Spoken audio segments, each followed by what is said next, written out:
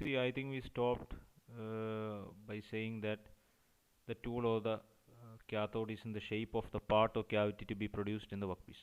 Right, that's quite clear because the shape of the tool resembles the cavity shape.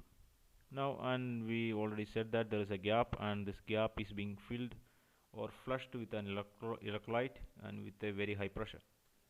Now, see, initially this gap, it is not even. Even means the gap is not same everywhere. Here it is large, here it is small, here it is again not similar to this one, here it is different.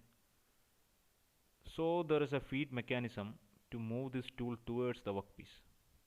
So after some movement, this cavity like shape will start forming, and from a particular time onwards it is made sure that this gap is even everywhere. See, this gap is equal to this one, and this gap is constant everywhere.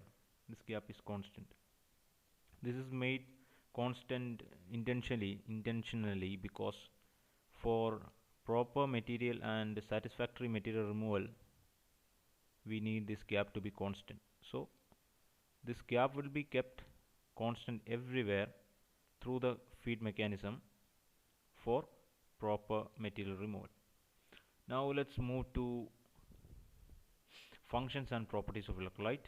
It says completes the electrical circuit between the tool and the workpiece. Yes, completes the circuit because current has to flow in a closed loop. Current can only flow in a closed loop. Then carry away the heat generated during the operation. Yes.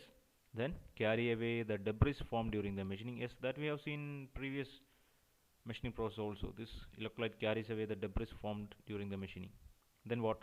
Then we come to the properties of electrolyte. See, I have changed the bullet shape.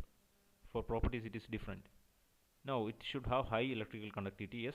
Then low viscosity and high specific heat. Yes, low viscosity for proper movement and carry of debris, and so that it doesn't become vapor. High specific heat.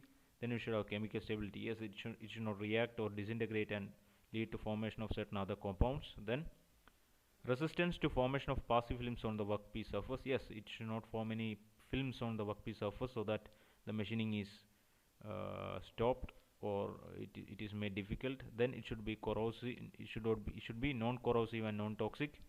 Then lastly, inexpensive and readily available.